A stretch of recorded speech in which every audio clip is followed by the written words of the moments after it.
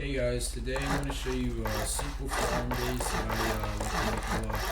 This farm base is a 3x3 and I like to just make it when I'm just messing around trying to get a little farm down. It's a simple design, it does not cost much at all. It's really easy to get up solo, that's why I like it. You can make this farm bigger by just expanding like upwards basically. This base is not really meant to be used as a main base though. It is kind of just meant to be used as a farm and only that, but you could easily use it as a main base because since it's 3 floors you could make 2 of the floors, just like 2 of the floors dedicated to farming. So there's that.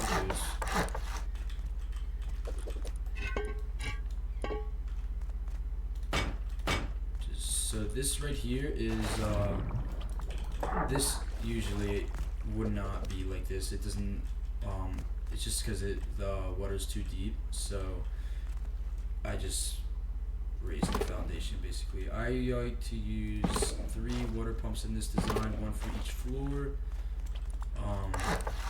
So yeah, basically this is, I'm just gonna speed this part up and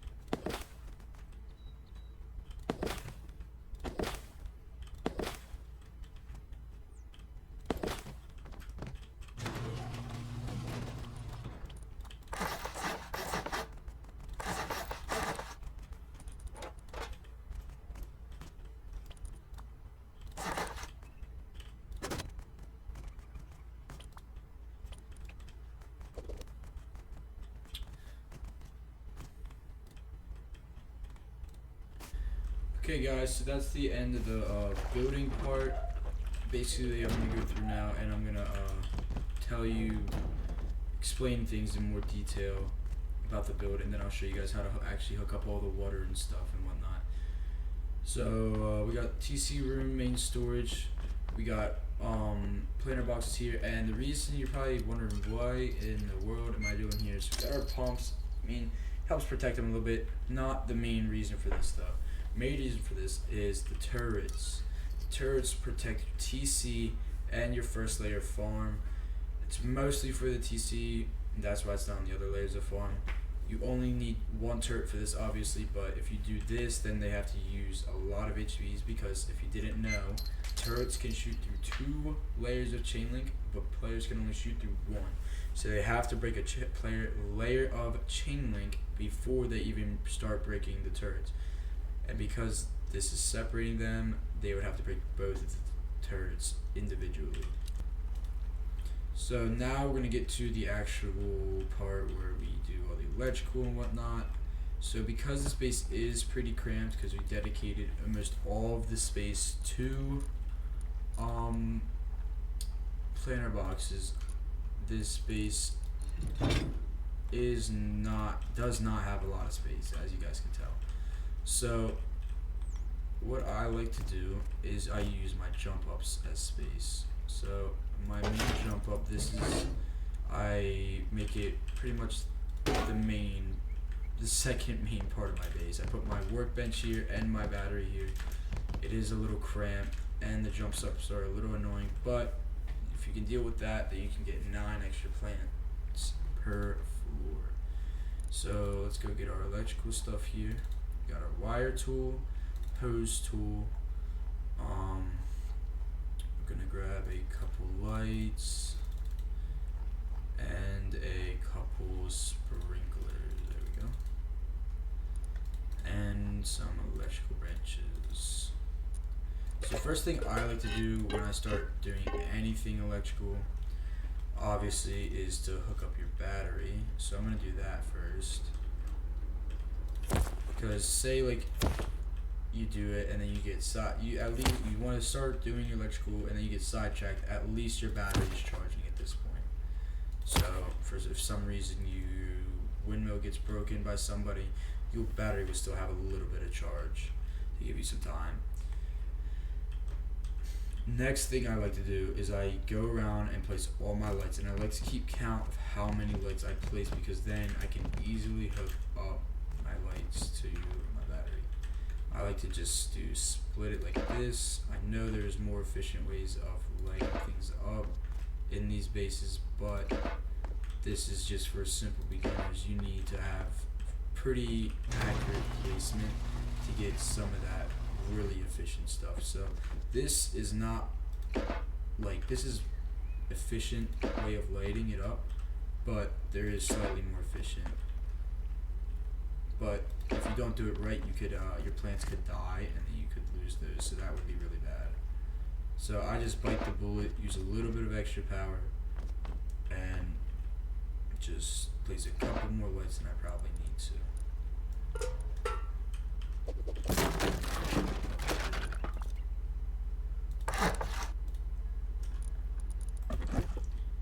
Don't do that. That's not part of the tutorial. So place one light here. And get our other light over here. So it looks like we used 11 lights. So then I like to place my electrical branch, my output, and I just set this to 11. Or no, not to 11, my fault. You take how many lights you have and multiply it by 2, because they each take 2 power. Actually, what I always do with all of my electrical circuits, no matter what I'm making, unless it would interfere with it, I take my output, I put it through a switch box, just in case, because you never know. Usually I don't do this with my turrets, or I'll have something different for my turrets. So if I am getting raided, they can't just switch off all of my turrets in my base, because that would just not be good if they get to that battery. So then we're gonna wire together all the lights. I like to start from the top, just keep it organized.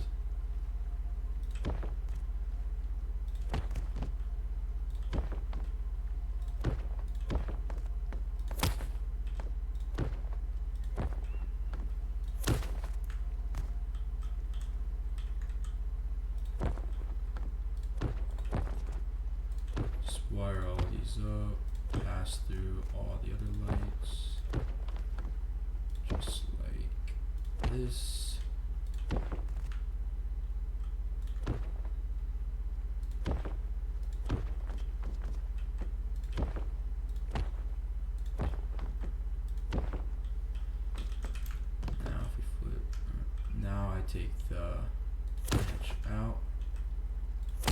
the way up to that first light that we started the circuit with. So bring it all the way up here, and I think, yep, right here. And if I didn't mess anything up, like counting, all these lights should turn on, and it looks like we got it. Okay, perfect. So next thing I like to do is I like to hook up my water pumps. So each water pump takes 5 power, and if you don't know how much power something takes, you can click. If you go to electrical, click on the item, this information tab will give you that. The exception to this though is fluid and switch pumps. These take 1 power, but if you're, so say I have a water catcher on the top of my base, and I attach a fluid and switch pump to that, and then I attach that to a water barrel. You don't actually need the fluid and switch pump for that, because as long as it's flowing downward, you don't need a pump. But if I wanted to take water from that barrel on my first floor and put water into a sprinkler on my second floor, I would use a fluid and switch pump to bring the water up to the second floor, but it would need power. It needs 1 power. But that's for a different video. That's for a no pump farm, or sometimes they are used in saltwater farms as well. So next, we got 3 water pumps. I'm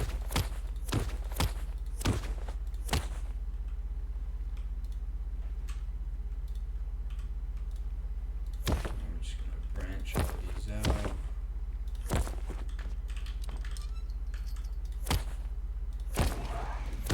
Just like so.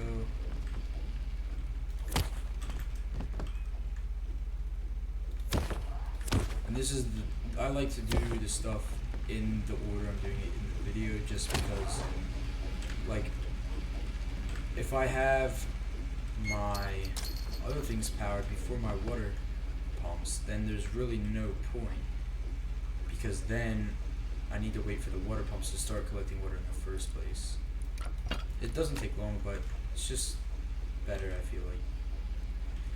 The next thing I like to do is I like to go around with my sprinklers, and then I use, for 3x3 like this, I do 4 sprinklers per floor. I put basically where the lights went. 1 here, 1 there, 1 there, and 1 there.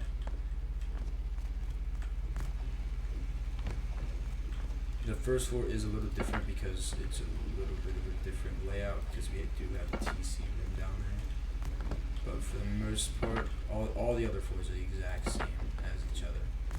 So the first floor, I like to do 1 here, because you need to get this back one. Then I like to do 1 here, 1 here, and then final one right here. Like I said, this isn't the most efficient, or not right there, I'm sorry. Right there. So, then, this is where a lot of people also don't know that you can change the color of your hoses, your wires, and even your pipes if you're doing industrial. All you have to do is hold R, you get this wheel with a bunch of different stuff. All these different colors. I like to color code my sprinklers. So I do the same things I do with the lights. Pass through, pass through, pass through. And I do this because in the future, if my water stops working on one floor for some reason, I know exactly which water pump is going to it and what floor it's at, because especially if you get a bunch of hoses all in one spot, it gets really messy and really hard to keep track of. Just do these all different colors. It also helps make your base look nice, and it goes pretty well if you have Christmas lights hung up in the base. And then I do the same thing with the water pumps. I make sure I use the same colors. As you see, these will turn on now. Started with right So if you saw that pop up, I'll show you guys again. It says connection requires a pump. We are using a pump, but it will still say this. It looks like an error message almost. You read that. So that is to show that we need a pump.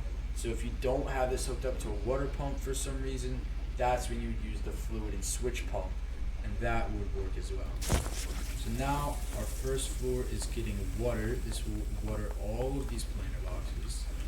And go up to this one, and you see I like to do this a lot, like overlap them, just so they it helps them stay out of the way of the base more. So that's why I like to do the different colors as well.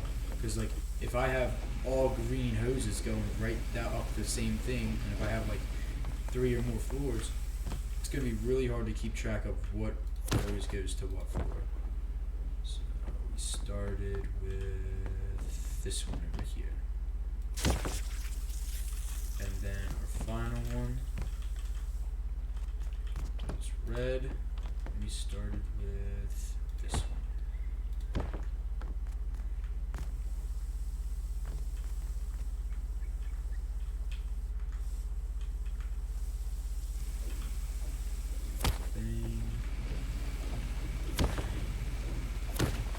Just like that, our entire farm is now getting water, as you guys can see. And now you're ready to plant. You're ready to plant your plants and you're ready to sow. Good luck with you guys' farms. I hope you guys do very well in your farming journeys. I love farming in Rust personally. I hope this video helps you guys get started. I hope it introduces you to farming. And if it does, please let me know. If you guys have any additional questions, my Discord will be in the description of the video. You can personally DM me and I will help you with anything. I'll join your server and help you set up a farm, help you with clones. Just let me know, guys. Okay, thank you for watching and peace out.